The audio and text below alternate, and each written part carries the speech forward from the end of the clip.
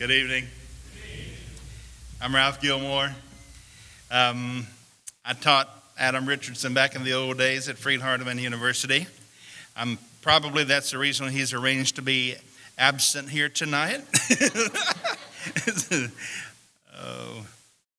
We're going to be studying about Jesus and breaking of bread here pretty soon in the adult class. Love Adam very much and proud of his work. There are twice, at least in the Bible, where it talks about Jesus breaking bread.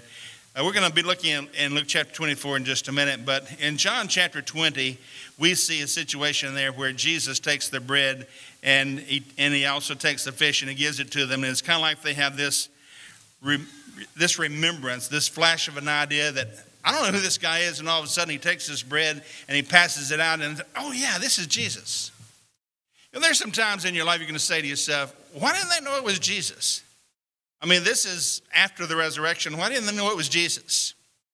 One of the things that's true often in life is that you're wondering how in the world people could not understand the truth and see the truth and do something about it in their own lives. But sometimes there are reasons why Jesus is kind of obscured to us, or Jesus is kind of blinded to us. A lot of things can do that. Money is one of them. This is the first day of classes at Freed-Hardeman. The good thing is, we get all the technology out and all that stuff. But technology is a good thing unless, of course, you're addicted to it and it's hard to keep kids off of it. So whenever you think about, well, is this generation materialistic? Yeah. But so was the generation before. And so was the generation before. And materialism can blind your eyes to Jesus. Sometimes being in the wrong place at the wrong time can blind your eyes to Jesus. Because Peter, in Luke chapter 22 and verse 55, is warming himself by a fire that he did not build. And while he's warming himself by that fire, 3 times the person comes up and says, hey, I believe I recognize you. Aren't you one of those disciples of Jesus? Oh, no, I don't know him. Servant girl comes up and says, aren't you one of those disciples of Jesus? No.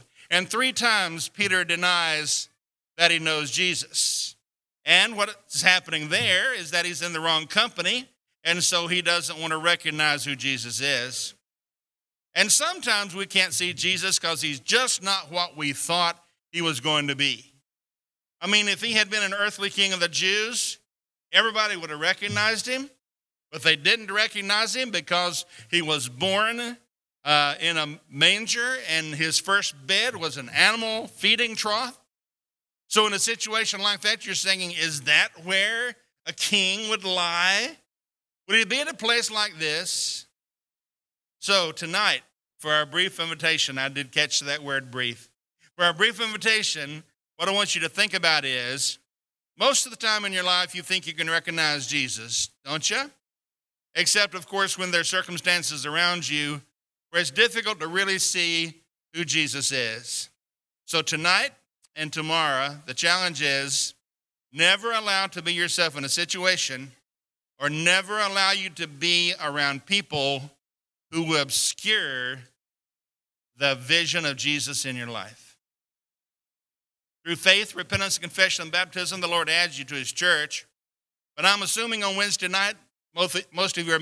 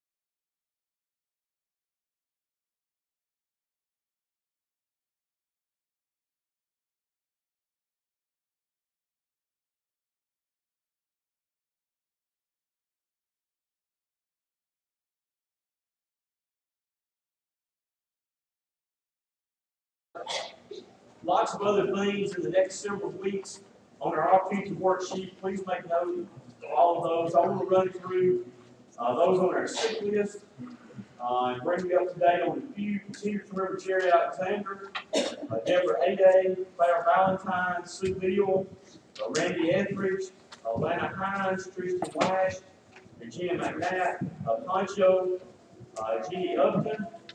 We're thankful that Nolan Burns did go home yesterday. Linda, thankful that he is at home. Please continue to remember Nolan and Linda and all the family. We continue to remember our brother Howard May and his CM. Remember him in Virginia. McKinley West come home today. We're thankful for that. Remember Desiree and Devin and all the family. And understand P.J. Patterson had some surgery today, and also Mike Roberts had some surgery yesterday. So we want to remember all of these in our prayers. Before we dismiss to our class, let's have a word of prayer and remember these that we mentioned. Dear Father, we thank you for this day. We thank you for all those that have chosen to be here tonight. Lord, we pray that you'll be with Brother Gilmore as he brings our lesson. We pray that you'll be with him and his wife as they travel back to Henderson tonight. Give them a safe travel. Father, I'm just thankful that Nolan Burns is able to come home on Monday. Pray that you'll bless him, help him as he continues to rehab. Be with Linda as she stands by his side. Be with all the family.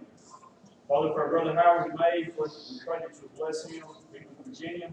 Be with those that are doctors and nurses that are helping him. We pray that he can get stronger. Father, for McKinley West, we're thankful that she's now at home. We pray that you'll be with her and things will continue to go better. We pray that this little one will soon be able to be back with us here at Petersville. Father, we pray that you'll be with PJ, that you'll be with Mike as they've had surgery yesterday and today. We pray that you'll give them a rapid recovery. Father, for all the others we have listed, we pray that you'll be with them. Father, for those that we are unaware of, we pray that you'll bless them. Thank you for each and every member here. It's in Christ we pray. Amen. You're dismissed.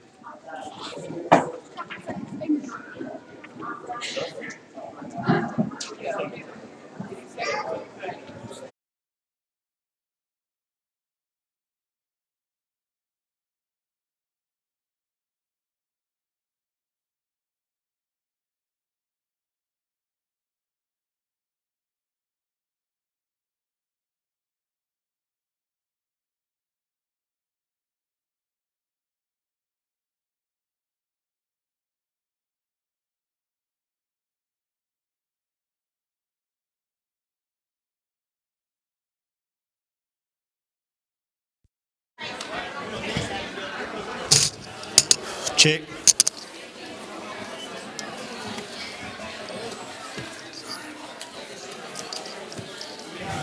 All right, brother. Where's your time? Did you get it? I did.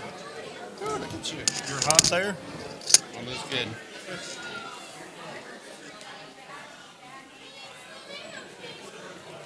Okay, I got a thick belt. That's also, I may not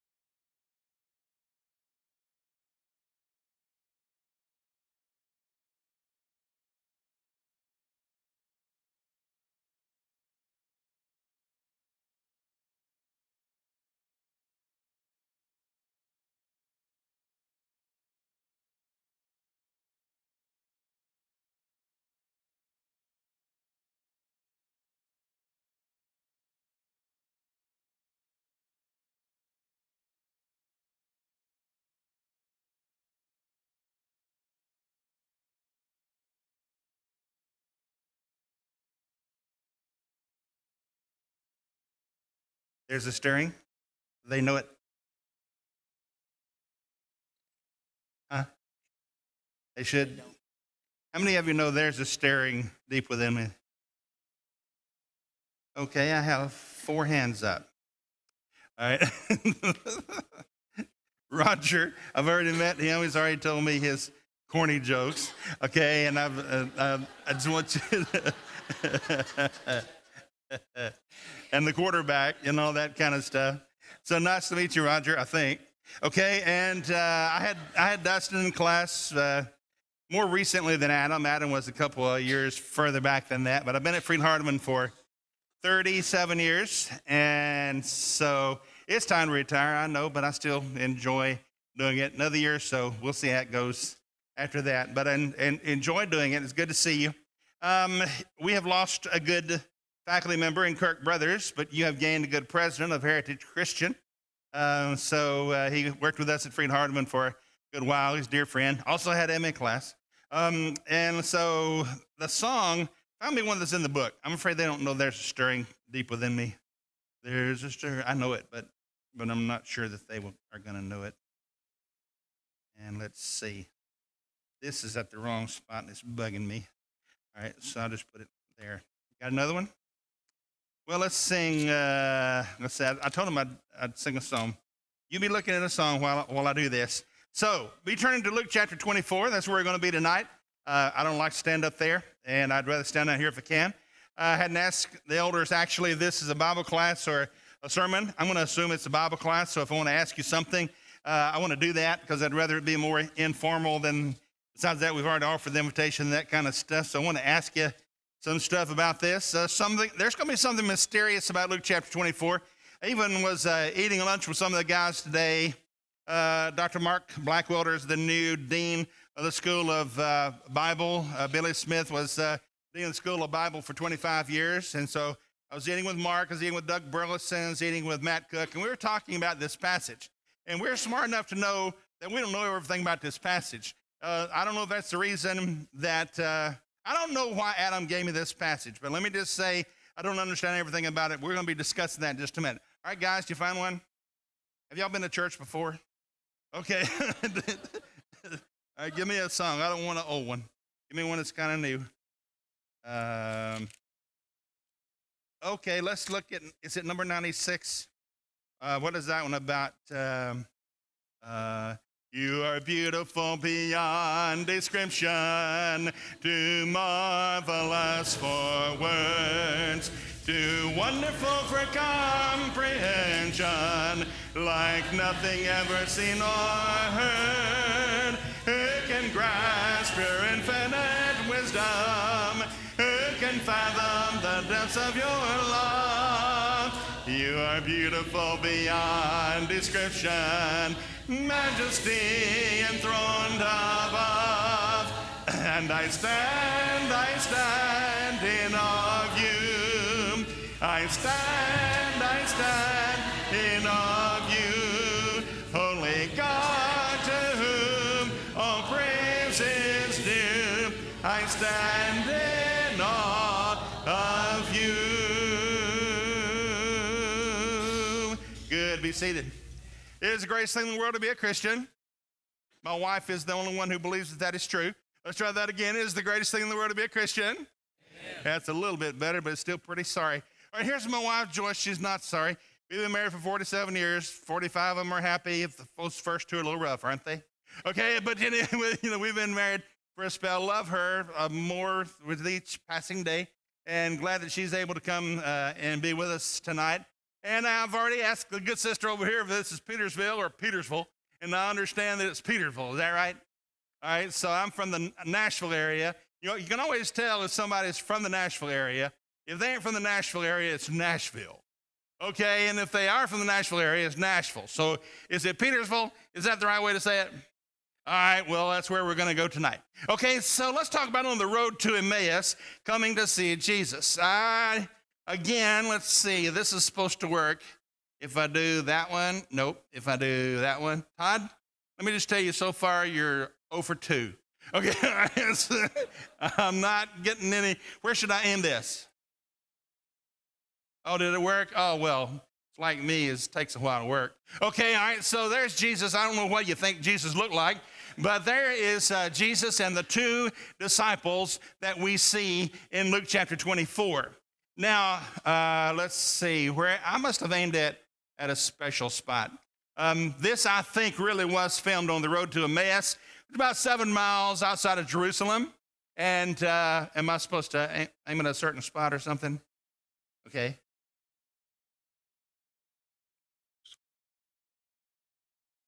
I should be able to do what now? That's what it's supposed to do. Well, yeah. That's what I heard. That's what I was told. Let me get it synced. Okay, thank you very much. Okay, so next slide, please. All right, so as we look at the next slide, let's read the passage first. And we're going to ask some people to help me out here. Remember, this is a Bible class hour. It's not a worship hour. So the passage is kind of lengthy, but I think it's worth it. So, brother, I know that you'll do it because you did it. All right, so if you can read it off the wall, this is the ESV. If you want to read it in your own, well, then you can do that. So whatever you want to do. All right, we're ready? Ready? Well, then go then.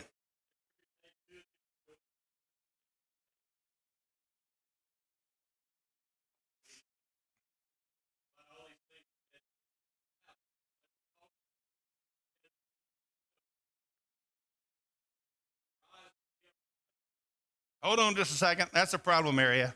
We do not know if it was something within themselves that was keeping them to see Jesus, or we don't know if there's some reason that Jesus did not want them to recognize him yet, and so that is not specified in the passage. All right, go ahead. What's your first name? What? Terry? All right, go ahead, please.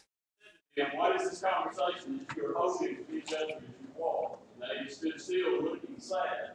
And one of them named Cleopas answered him, "Are you the only visitor to Jerusalem who does not know the things that have happened there in these days?" And he said to them, "What things?"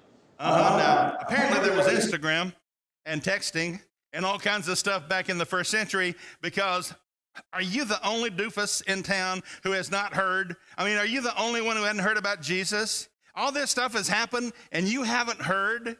Well, apparently it's possible for word of mouth to be fairly effective. Now let's do the next slide while they're working on it. All right, one of you guys read it?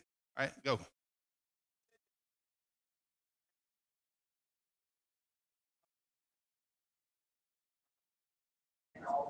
Our chief priest and rulers delivered him up to be condemned to death and crucified him. We had hoped that he was the one who should redeem Israel. Yes, and beside all this, it is now the third day since these things happened.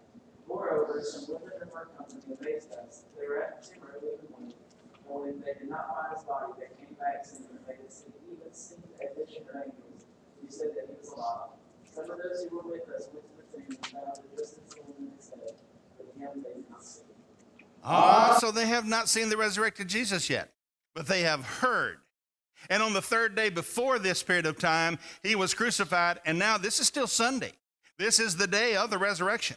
Now, while they're on this road, now concerning Jesus, notice that they don't say yet that he is the Son of God. They say that he was a prophet. And you know what else they said? They were kind of disappointed in him. Why? Because he's not supposed to die like that, because he's supposed to be the one who is to redeem Israel. Well, if you find in the book of Luke, you'll find out that there are a couple of people in Luke chapter 2 when Jesus was taken to be dedicated at the temple. One was Simon, and then there was an older lady there, but Simon is the one who says, now he's going to be the Redeemer of Israel. It was well known that the real Messiah was going to redeem Israel, but let me tell you what that meant. Got anybody in here who remembers S&H green stamps? Hands up if you do. S&H green stamps, all right? How much was a book worth in the old days? Who can remember? About $3 worth of merchandise. I know, because my mother had me drive her to the Redemption Center in Columbia, Tennessee. We lived in Mount Pleasant. My mother never could drive, but she was the best driver in town because she told you how to. Okay, and so my mother would wanted me to drive her to the Redemption Center, and it was worth about $3 per book. And then you'd already go through the book and see how to redeem whatever it was that you wanted. And so if you wanted a lamp, it might be, 15 books or whatever. And that was done to redeem. It means to buy back. Well, let me tell you what Redeemer meant to them. You are going to throw out the Romans. You're going to get rid of the Romans. We're not going to pay taxes anymore to the Romans. We hate paying taxes to the Romans. We hate them in our country. We want them gone. We want it to back the way that it was before Rome took over in 46 BC. We want it back the way that it was. All right, the real Redeemer of Israel is supposed to do this, and so they thought that Jesus was going to do that. But they have not yet witnessed the resurrection, but they have heard from others about it. Next slide, please. All right, let's do another one. Back up a little bit there. All right, there you go. Now, beginning in verse 28. All right, so who will read it this time? I need a girl. Okay, who will read it this time? Ladies, somebody read this. Please, ma'am.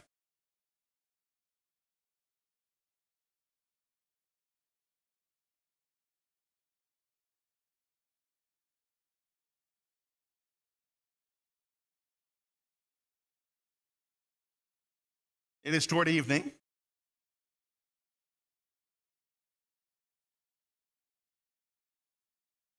Thank you.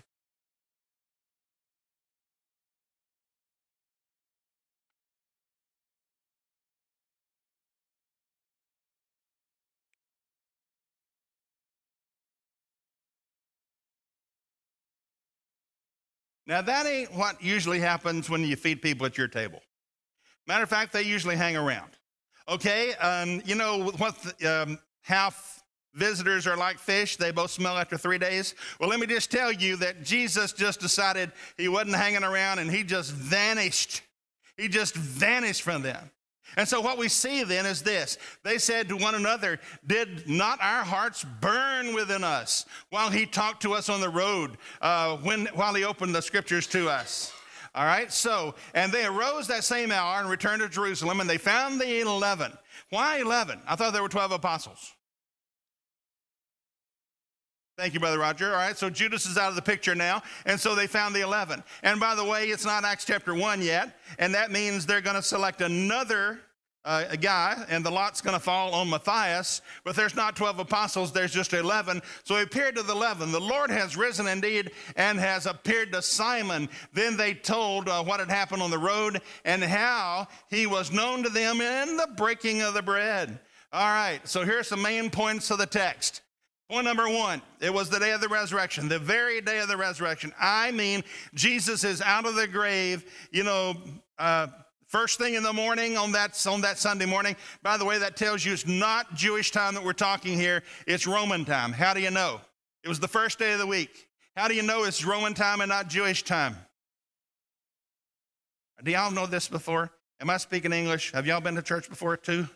Okay, so how do you know that it's Roman time and not Jewish? Well, Joyce, when does the Sabbath day begin for the Jews? Friday at 6 o'clock, and that's their first day. Well, the Shabbat is going to be the day of rest, the seventh day, but it's not going to be first thing in the morning like this. It's going to start at 6 o'clock. And therefore, he's talking about Roman, whenever you see it, and the first day of the week, the first day of the week, the first day of the week, that's Roman time. Okay, so on the first day of the week, that is this day, this very day. All right, number 2, their eyes were kept from recognizing him, and I do not know. I thought I would get, while we were eating Mexican food today at lunch, I thought I would get some enlightenment from my friends on the Bible faculty. They don't know any more than I do. Matter of fact, they know less than I do. All right, so whenever you think about, no, I'm not just kidding. All right, but their eyes were kept from recognizing him, and I do not know if Jesus is doing this, or I do not know if they are being prevented from seeing Jesus because of preconceived ideas in their minds. Some of us have had trouble finding Jesus in the past. We've had trouble seeing him, and I mentioned 3 reasons already in the invitation. Sometimes it's because we're around the wrong people, and sometimes it's because we're expecting the wrong thing, and sometimes because we're looking for the wrong thing. But there are other reasons, we're materialistic, and there are other reasons why it'd be difficult to see Jesus. But it is difficult for some people to see Jesus. Sometimes it's difficult for them to see Jesus because their parents were brought up in a church where Jesus was not honored. And they were brought up in some other religion, and so they can't see Jesus. It's difficult for people sometimes to see Jesus. It's kind of like, okay, I had this place where I was going to pick up something that got dry cleaned today. You can tell I don't have a lot dry cleaned, but I did have this one thing dry cleaned today. And so I was flipping through my billfold, and I couldn't find it. And he said, it's bright yellow. Well, sure enough, I started looking for something bright yellow, and boom, there it was. And I found it in my billfold because I was looking for the right thing. But I didn't know what it was, and besides that, who uses money anymore? It's, a debit card. All right, so I was flipping through those receipts and stuff, and I couldn't find it. Well, their eyes were kept from recognizing him, and I don't know why. Yes, Brother Roger.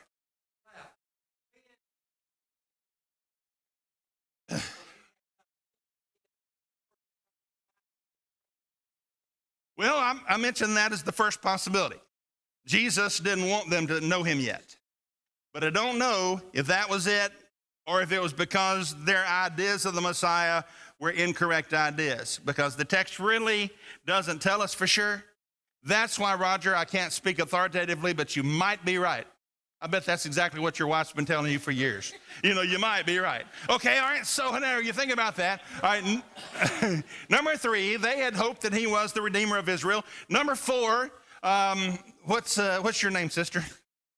Would you read that, Marcia? Had they personally witnessed it so far? They had not seen it so far. Number 5, brother.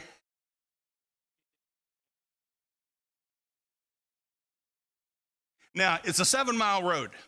We don't know where they were on the road to start with, but if they were 7 miles from Jerusalem, and let's say that they're walking 2 or 3 miles an hour as Jesus talks, so it could be that he was with them 2 or 3 hours, but he's going to need a lot more time than that to explain to them the Old Testament messianic prophecies. Who knows how many of them there are estimated to be in the Old Testament? How many prophecies about the Messiah in the Old Testament?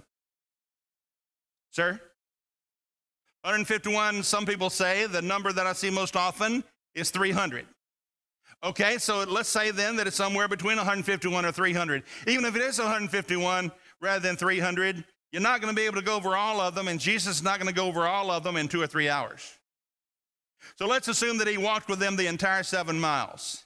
If he did walk with them the entire 7 miles, then it's going to take a while to do this. But Jesus is going to show from the Old Testament that he was the Christ, and yet they don't yet know him. But they do know that he knows a lot about the Bible, and so when it comes to their house, he urges them to stay. And then we do know, according to the text, when Jesus broke bread, their eyes were opened. They recognized him, but they didn't recognize him for long, because after that, he just vanished. And then after that, they recalled the burning of their hearts as Jesus taught them, as it turned out, about himself. He's teaching them about himself.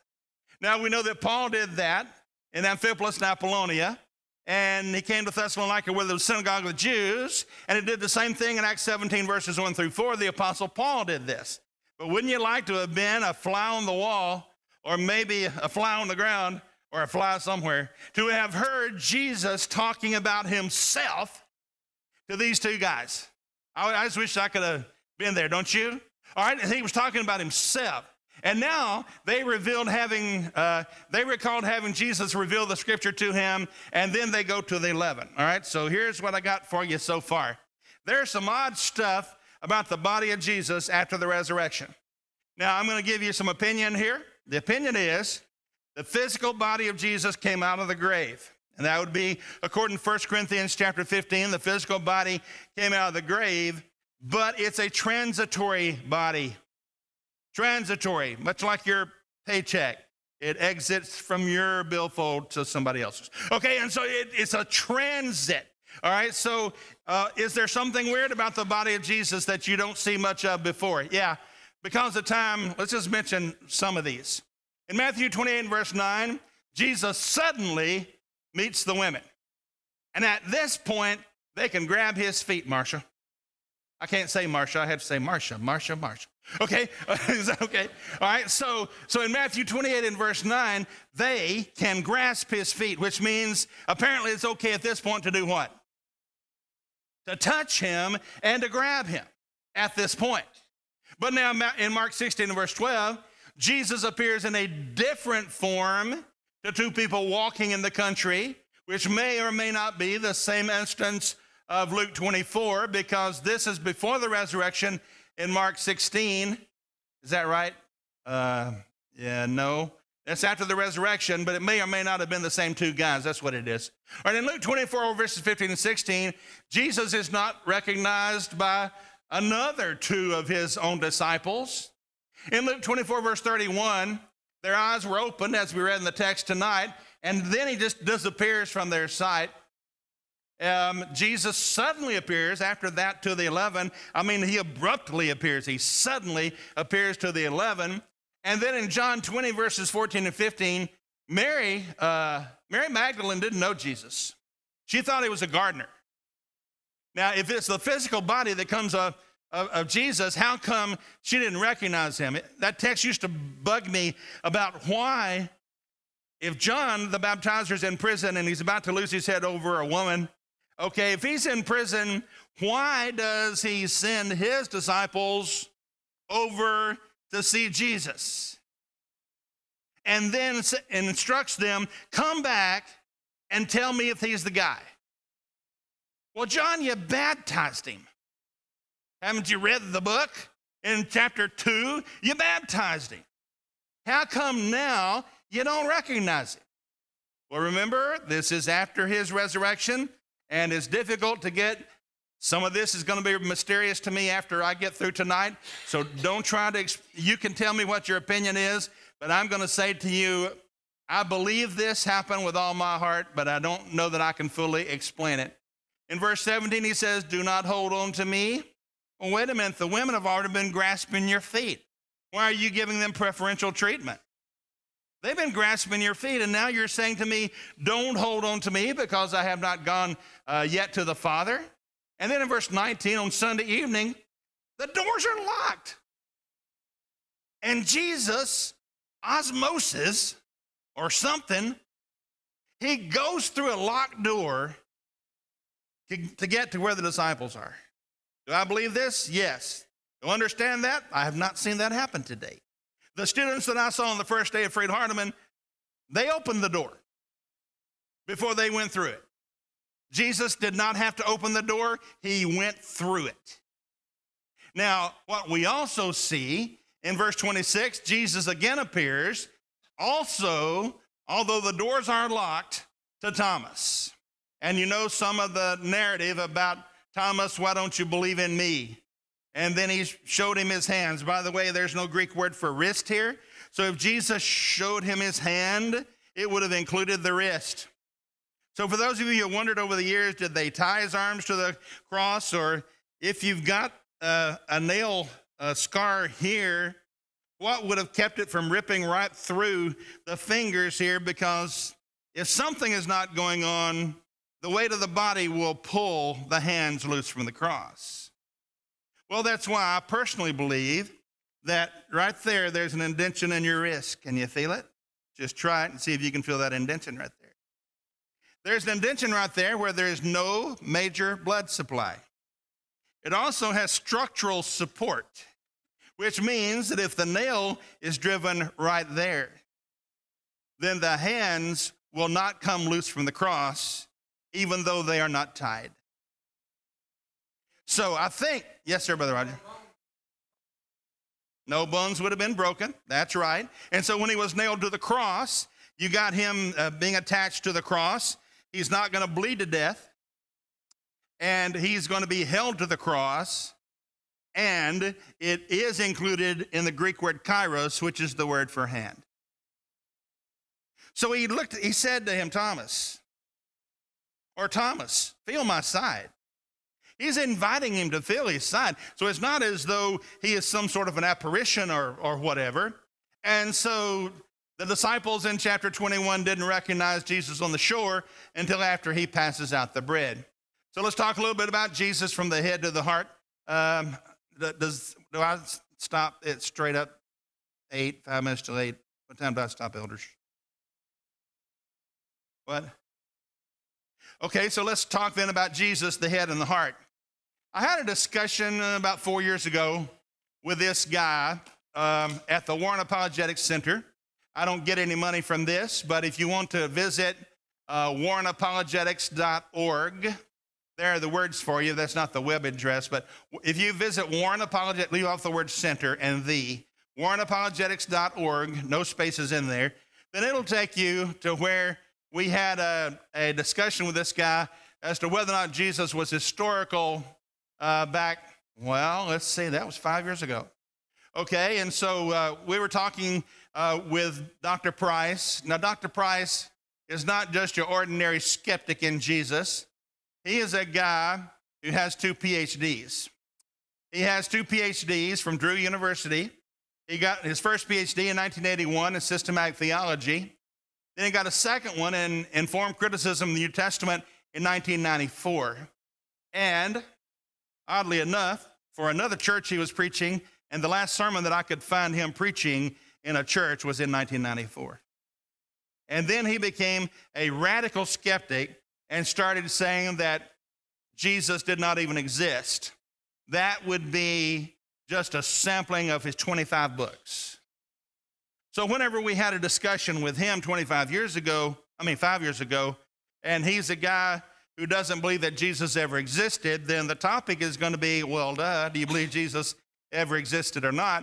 So I'm going to go over quickly with you 3 key reasons why I believe that Jesus was resurrected. Number 1, the documents. Number 2, the empty tomb and what that did to the witnesses. And number 3, the changed lives. Now, if you look at the documents, I'm going to give you another website in a minute as to where you can find some of this material for yourself. But if somebody says to you, how do we get the Bible? It's a 4-step process. Boys, are you up to it? 4 steps. Number 1, God put his word, his breath into the book itself. He inspired it. That means inspiration. He inspired it. All right, so if God doesn't put his breath into it, it doesn't matter what happens next. All right, you get what I'm saying? I mean, if it's not inspired, then it's no better than works of J.K. Rowling or somebody else. But if it is really inspired, it's got God's breath in it. All right, so can you show that it has God's breath in it? Well, okay, but originally it was written in Greek and Hebrew, and most of us don't read Greek and Hebrew, so what's got to happen next? Well, somebody's got to decide the 66 books in English that comprise the Bible, and they're going to use a measuring stick. We went to, my wife and I like to go junk ticking, and we went to a place recently where we found an old Lufkin rule. It's over 50 years old. My dad was a carpenter. A Lufkin rule was 6 foot long, and I could see my dad, take it out. That's what this pocket's for, by the way, in carpenter jeans, in case any people actually wonder. Okay, and so you take it out of that side pocket, then you go, then all of a sudden he just spread it out, and there it was. All right, and that's a canon is a measuring stick. So somebody's got to measure to see if the books belong in the Bible or not. And somebody had to measure 39 books in the Old Testament and 27 books in the New Testament for a total of 66 books. And each one of them has been tested by principles called canonization, which means, why do you believe these were in the original? Number 1, God inspires it. Number 2, we got to figure out which books are inspired versus those books that are not inspired. Number 3, it'd be very helpful now if that gets transmitted to you, because if it ain't transmitted to you, you're going to be as helpless as being in some place and your phone says no service. Don't you love it when that happens? You're in a place somewhere and your phone says no service. Right now, I got 3 bars, and what does that mean, boys? I got transmission. It's being transmitted. It's being bounced off of several satellites. It's being triangulated. They even know what kind of shoes I'm wearing. I mean, all that kind of stuff is happening, because of transmission. So the Bible's got to get to you. And then number 4, somebody better translate it unless you're pretty good at reading Greek and Hebrew yourself. All right, so it's a 4-step process. Number 1 is what? I met you beforehand. Number 1 is what? God inspires it, yeah. Number 2, come on, tell me some more. Don't be so shy. There's nobody back here but your friends. Okay, number 2, then what? Somebody's got to figure out which books belong in the Bible and which don't. Number 3, it's happening in the Middle East, and how did it get to you if it were not transmitted? And then finally, somebody had to translate it into English, or else it would be of little use to most of us, unless you speak another language, but you probably don't speak Greek and Hebrew, because we don't know for sure what ancient Greek sounded like. We don't know for sure what ancient Hebrew sounded like, but we do know about modern Greek and modern Hebrew because you can go to places where that's spoken today. All right, now, having said that, then, what did I do with my thingy? All right, here we go. So then it's a 4-step process. If you want to know if you can trust your Bible, here's another website for you. Okay, this one happens to be the Center for the Study of New Testament Manuscripts, or it's going to be abbreviated, csntm.org. And there you can go to find roughly 5,700, let's get the exact number here. 5,000, I don't have the number here, but I'll tell you what it is. It's 5,436 documents that are there. Now, are they of the Greek? Yes. Are they about the New Testament? Yes. You can find others in the Hebrew of the Old Testament, but that tells you there's all of these documents, and some of them go back early in the 2nd century or a little bit later into the 3rd century. And then there's other documents that are out there, like church manuals, lectionaries. And some of them are written in big capital letters. Those are called uncials. And some of them are called little bitty letters. That's called minuscules. And they are out there for your perusal. If you want to read these languages, well, you just help yourself. All right, there is the empty tomb. Well, what about the empty tomb? Well, the empty tomb is still empty. And so what do we learn about the empty tomb? Well, Paul's testimony implies the historicity of the empty tomb from William Lane Craig. Number 2, the presence of the empty tomb pericope, and that's a narrative. That's a short story in Greek. Okay, of those before Mark shows you that it was historical. Number 3, the use of the first day of the week instead of on the 3rd day points to the primitiveness of the tradition, that it is as old as it claims to be. Number 4, you get everything out there, even stuff that you don't necessarily want to know about how big a skunk Peter is during all this time. And where are the apostles whenever Jesus is crucified on the cross? There's just one there, and who was that? And that's John. Well, where are the rest of them? All right, and then there's the discovery of the empty tomb by the women. And by the way, the women are very noble here. Yes, women are very noble, but not necessarily on this occasion. Because why were they going to the tomb? They were carrying ointments and spices, telling you what? They thought he was still dead. You do not anoint a risen Savior with ointments and spices, but because you do not go about the same way to preserve a body, as the Jews didn't do that. All right, so Jesus, being Jewish, they are not going to send in the funeral directors and exquinate him, whatever the word is, take his blood out and all that stuff. They're not going to do that, but instead they're going to rub spices on his body or rub spices on the wrappings that are around his body, indicating they don't think that he's going to be risen. Now, let's go a little further and more quickly. I don't want to lose you here. So the question then is, what happened to the body of Jesus? Well, do you think that Jesus just swooned?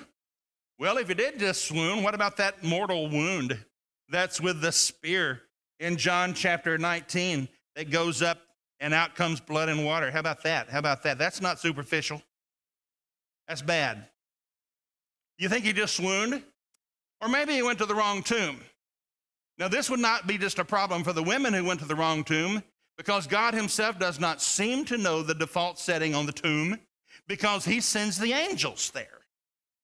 Now, if he sends the angels there, now we got not just a problem with the women, we got a problem with God, who doesn't know where the tomb is. Well, what about, you think the Romans took it? No, they would love to have presented the dead body of Jesus. Did the Jews take it? No, they would love in Matthew 28 to have presented the dead body of Jesus. Did the Christians take it in order to preserve a lie? No, because their lives were changed. Peter, after the resurrection, is a lot different than Peter before the resurrection.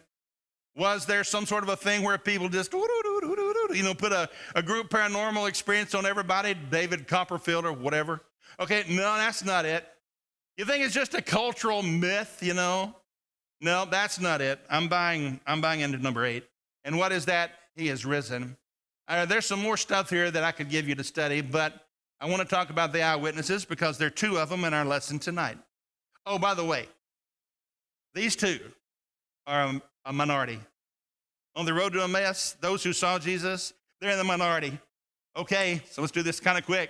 Here are 16 groups of people who saw Jesus alive. Number one, the women at the tomb. Number two, the guards who were a part of the cover-up because they knew that they're going to have to cover up the loss of his body. If they don't cover up the loss of his body, they're going to get killed because of the fact that they were in charge of the tomb and they lost the body. So they're going to come up with a cover-up scheme pretty quickly in order to try to explain what happened to the body. All right, number three, what about he appeared to the 11 disciples. Number four, he appeared to Simon. Number five, he appeared to 2 men. Number six, he appeared to the disciples. Number seven, he appeared to Mary Magdalene. Number 8, he appeared to 10 disciples. Number 9, he appeared to 11 disciples. Number 10, he appeared to 7 disciples. Number 11, he appeared to Peter. Number 12, he appeared to the 12. Number 13, he appeared to more than 500 brethren. This might be a combination of some of the others, but it is distinctly mentioned, and so I'm going to list it as a distinct mentioning. Number 14, James, the half-brother of Jesus. He appeared to all the apostles, and Paul says, and like one who is born out of undue season, meaning like, okay, we got 4 daughters. Well, we don't want 5. All right, the first 2 are adopted. We planned them. Number 3 is a natural child. We know, however, that no children are natural. They all have brain damage. Okay, so the third one is a natural child. Okay, and then the 4th child is also a natural child, but I was 40 years old. We don't talk about Joyce's age. Okay, but I was 40 years old when she was born, and let me just tell you, she was born out of undue season because we don't know for sure where she came from. Okay, all right, and so she's the last one. Well, we kind of know. Okay, and so when you talk about that, that's Paul. He's the last of them. And so what do you see here? Now, the third fact is these people that are Jewish and have always believed in one God are now willing to accept another one. Not really another God, but in the sense of the Old Testament, let us make man in our image after our likeness. Let him have dominion over the fish of the sea, the fowl of the air, every creeping thing that creeps on the earth, Genesis 1:26. That's what the text says. So it's not just God the Father, it's God the Son and God the Spirit, and they're all God, but they have the one godness, the one essence of the one true God. And so the Jews, hear, O Israel, the Lord our God is one God. They've never worshiped more than one God in their lives. Except now, what are you going to do with Jesus? And so with Jesus, I tell you what's going to happen. They are going to accept him also as being God because they are now witnesses of the resurrection. So they're either going to have to lie and say, no, we never saw him, or their lives are going to have to change because they saw him out of the grave. And their lives were definitely changed. Now, from the heart side, this would be a good thing to conclude with. We talked about the head stuff, and in debates, you know, I used some of that material in the debate that I had with an atheist dude, and but a lot about the resurrection is about the heart.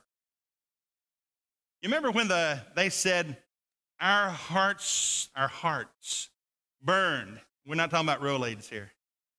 Okay? Our hearts burned within us when we thought about what he said when he was talking about himself. Wow. Significant. Do you remember the time and place where you really became convinced that Jesus was resurrected? And that now it's okay if you become a Christian. By the way, if you became a Christian and you don't believe in the resurrection, you circumvented something. You missed something. Why? Because you are a Christian, because you believe he is the resurrected Lord. He is resurrected. If he's still dead in the grave, you'd be spending your time better somewhere else tonight than being here studying about Jesus. But if you believe that he is the resurrected Lord and that there's no other explanation except for the fact that a Bible that does not lie tells you that it happened, a God who does not lie tells you that it happened, and more than 500 brethren tell you that it happened, well, then why are we as lackadaisical and non-committal as sometimes we are in the church? You know, the blessing of being around Florence, you can throw a rock in any direction, hit a Church of Christ. You know, that's also one of the downsides of having so many congregations of the Church of Christ. If somebody gets mad at one place, they can go 5 minutes in another place, and it's like shuffling sheep. We're not really evangelizing the world so much, but we're taking the same number of sheep that we have, and we're just shuffling them around every 3 or 4 years or so that the people who get more members will feel better about it, and those that lose members will not feel so good about it, but they'll be out there trying to get some more members from somebody else. You don't grow by shuffling sheep. You grow by evangelism. That's how they grew. I mean, are you serious? Are you the only guy in the Jerusalem area? In essence, they're saying, that don't know that you were resurrected? Are you the only guy? How quickly it must have spread. And so, there are 3 possibilities here, and I don't know which is exactly correct in the text, so I'll give them all. Number 1, it was the study time with Jesus that changed these guys. Showing them what it says in the Old Testament, man, it changed them, and their hearts were burning. But the text also says it was the moment that Jesus took the bread at the meal and that he broke it. That's when they began to recognize it. And that seems to be what the text of John 21 says.